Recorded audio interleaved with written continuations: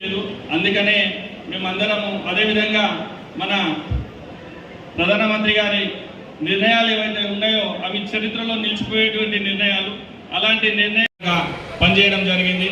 కానీ ఈ బీఆర్ఎస్ ప్రభుత్వంలో మరి చాలా ఘోరమైన పరిస్థితి, ఇలాంటి పరిస్థితి గతంలో ఎప్పుడూ లేదు. అందుకనే మేమందరం అదేవిధంగా మన ప్రధానమంత్రి గారి 2021లో గొప్ప మెజార్టీ గెలిపించింది హుజరాబాద్. ఇవాళ నేను అడుగుతున్నా, ఎందుకు ఇలా భారతదేశం మొత్తం మోడీ గారే గెలవాలని చెప్పి ఎందుకు అనుకుంటాను నేను అడుగుతున్నా. మా హైదరాబాద్లో ఒకనాడు ప్రభుత్వంలో పనిచేసే ఒక ఐఏఎస్ ఆఫీసర్ కానీ ఇవాళ తలదించుకునే పని జరగలేదు. ఎక్కడ కూడా జైలు పోలేదు, ఎక్కడ కూడా ఒక స్కామ్ జరగలేదు. గది మోడీ గారి నాయకత్వం. అద్భుత సంసారమే. ప్రపంచ బ్యాంకు దగ్గర మోకరిన చరిత్ర అన్నాడు. ఇవాళ ప్రపంచ బ్యాంకు లేదు, ఏషియన్ డెవలప్మెంట్ బ్యాంకు లేదు. ఇవాళ ప్రపంచంలో ఏ దేశానికైనా ఆపదొస్తే ఆదుకునే సత్తా నా భారత్కుంది. కానీ భారత్కు అవసరమైతే ఆదుకోగలిగే సత్తా ప్రపంచంలో ఏ దేశాలు లేనివాడ వాస్తవం కాదా? నేను చాలామంది యువకులు కనబడతాను. మా బతుకంతా పోలీస్ స్టేషన్లలో, మా బతుకంతా జైళ్ళలో గడిపినాం. ఒకవేళ ఆనాడే కనుక మా స్వార్థం కనుక చూసుకుంటే నచ్చిన మంత్రి పదవి నచ్చినని కాంట్రాక్ట్ ఇచ్చి బాగుపడే వాళ్ళం. కానీ ఆనాడు మేము అనుకున్నాం, ఈ పదవి వచ్చింది మా అమ్మతో రాలే, మా నాన్నతో రాలే, కొనుక్కుంటే దొరికిన పదవి కాదు ఇది. ఆనాడు తెలంగాణ ఉద్యమంలో వాళ్ళ ఆత్మను ఆచరించిండ్రు. బిడ్డ కొట్లాడుకో అని చెప్పి నన్ను పంపించిండ్రు.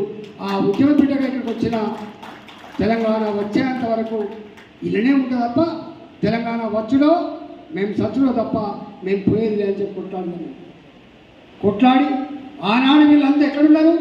సమైక్యవాద పార్టీలలో వాళ్ళ సంకల చేరి ఆడుకునే పేరెంట్స్ బాంబుల పేరులలో చనిపోయిన ఘటనలు మనం చూసినాం.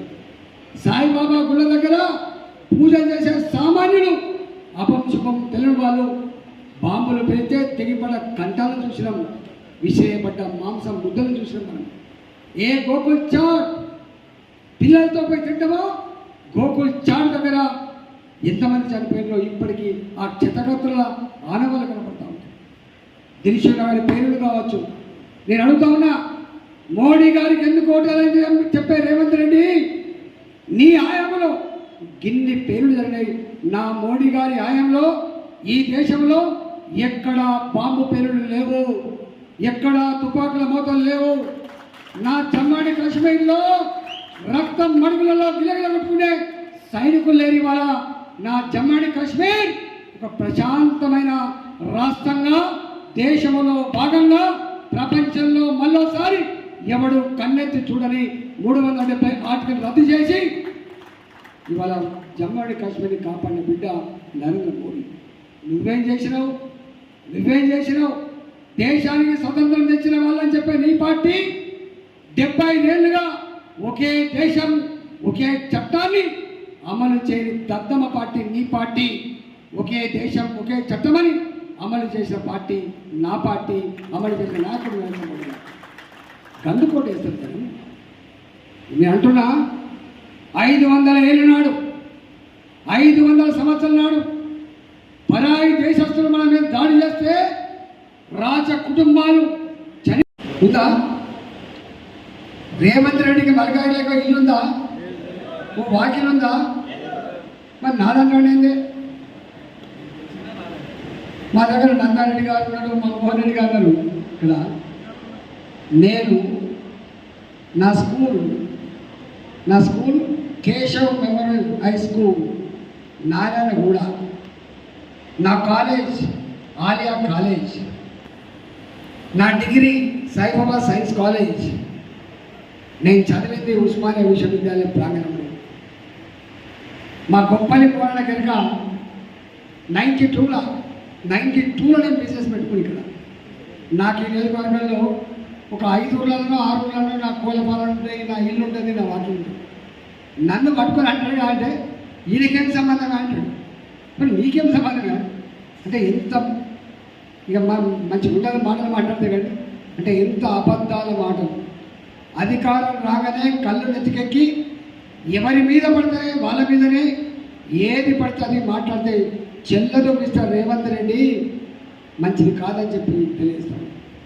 ఆనాడు నువ్వు కొడంగల్లో ఓడిపోతే ఈ మల్కాజ్గిరి ప్రజలు ఆనాడు కేసీఆర్ ఎన్ని కుట్రలు చేసినప్పటికి కూడా, ఎన్ని డబ్బులు ఖర్చు పెట్టినప్పటికి కూడా కొట్లాడేటోడు కూడా ఉండాలి, మాట్లాడేటోడు ఉండాలి, ప్రజాస్వామ్యం వర్ధిల్లాలని చెప్పి నీకు పట్టం కడితే ఎన్నడూ కూడా ఈ నియోజకవర్గ ప్రజల ముఖం చూడని, ఎన్నడూ ఇక్కడి ప్రజల సమస్యలు పట్టించుకొని ఈ వచ్చి నాది నాది నాదంట. నీది నిజమే అయితే అడుగుతున్నా, ఎందుకు ఇక్కడ ఒక్క మున్సిపాలిటీలో, ఒక్క కార్పొరేషన్లో, ఒక్క హైదరాబాద్ జిహెచ్ఎంసీలో ఎక్కడన్నా ఒక కౌన్సిలర్ గెలిచిండా రేవంత్ రెడ్డి పార్టీ గెలిచినా?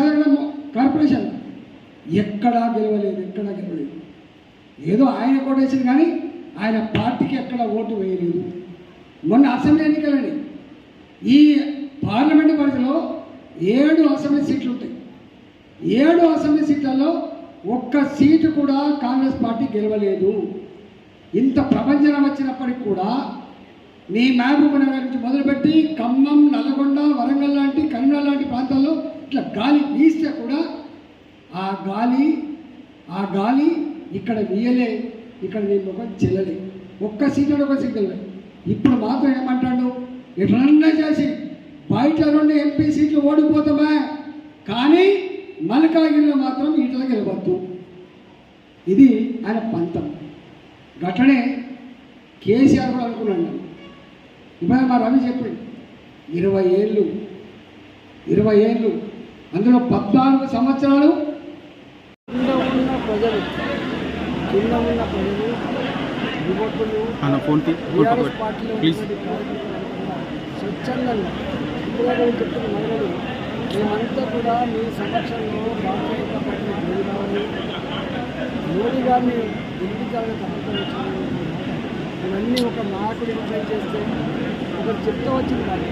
వాళ్ళంతా వాళ్ళే స్వచ్ఛందంగా పార్టీలో చేరి పార్టీని గెలిపించుకొని రేపు దేశ రక్షణ, దేశ సౌభాగ్యం, దేశ అభివృద్ధి లేదా కాపాడుకోవాలని ఈ ప్రపంచనాన్ని ఎవరు చెప్పలేదు.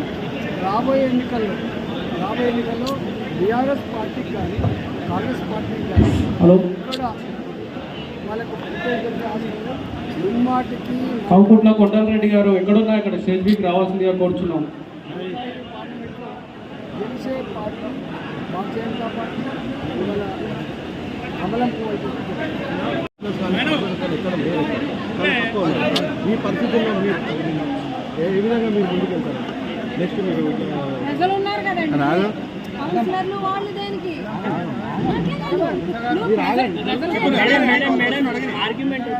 ఇప్పుడున్న పరిస్థితుల్లో అట్లా ఉంది. అందుకోసం నెక్స్ట్ కార్యాచరణ ఎలా ఉండబోతుంది? ప్రజలను అనుసరించేవాడే నాకు ఇవాళ ఎందుకు అనేక మంది నాయకులు బీజేపీ జరుగుతుంది. ప్రజలందరూ కూడా బీజేపీ వైపు ప్రజలు మనల్ని కూడా బీజేపీ పోవడం. ఎందుకంటే మొన్న మేడ్చల్లో 100 మంది జరిగింది.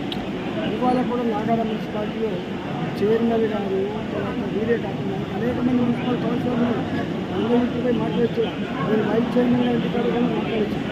ప్రజలందరూ వచ్చినప్పుడు మార్పులు ఎట్లా ఇలా దేవంతా కూడా ట్రెండ్ కూడా టువర్డ్స్ భారతీయ జనతా పార్టీ ఇవాళ సముద్రం అంతా విస్తరిస్తుంది.